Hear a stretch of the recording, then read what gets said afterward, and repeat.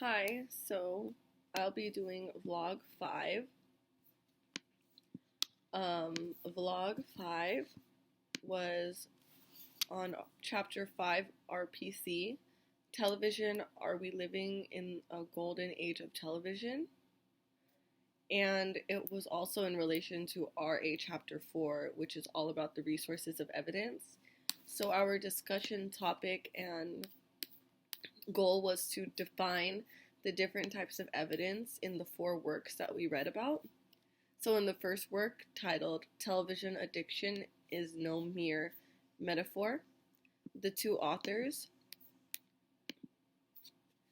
exemplify the dangers of television by making references to scientific data, and they made reference to a study by George Gerber in a study called Communication and Social Environment.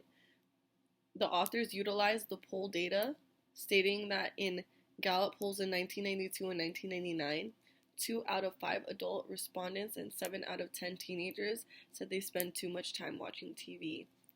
So in the first essay, they drew on actual data that was conducted by someone else and cited their source and used that in support for their argument.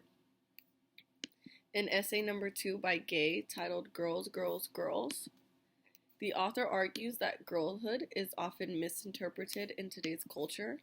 Instead, it is subjective and dependent on the individual experience, and that it's nearly impossible to capture the essence of girlhood entirely, but there are only ways that is recognizable and relatable among individuals. In order to support this argument, the author draws on her own personal experiences as support, because at the end of the day, she did say that there was no way to actually define girlhood. So her own experiences served as support for the statement that she was making. And it's only basically all about the portrayal of girlhood and how that's interpreted.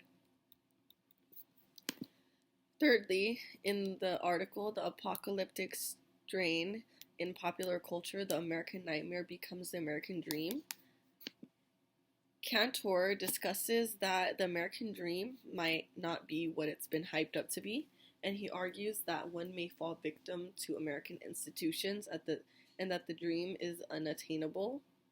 He uses The Walking Dead, which is another form of media, a TV show, as support for evidence of the apocalyptical nature of the American dream. So I took this as essentially he was using The Walking Dead as an analogy to further support his argument, which I think is an uncommon way to use evidence, but in his work, I feel like it worked in supporting what he was saying, because as an analogy, he was saying that just as institutions cannot solve the problems of in a zombie apocalypse, they are equally useless in today's society as well. So I found that use of evidence in that work was interesting. In the final work, titled Netflix and the Future of Television, the author Aletta argues that TV will soon be obsolete, well, live TV specifically, and that he states that the future of television will be solely on online streaming platforms. And I felt as though that the author utilized the history of television and streaming as evidence for his argument, and the essay kind of worked in a cohesive way, showing the history, and it kind of supported the argument in that he was showing a progression of, if it continues to progress the way it is, if television shows are becoming less popular and people are accessing streaming platforms more and receiving media differently, it will lead to live TV becoming obsolete.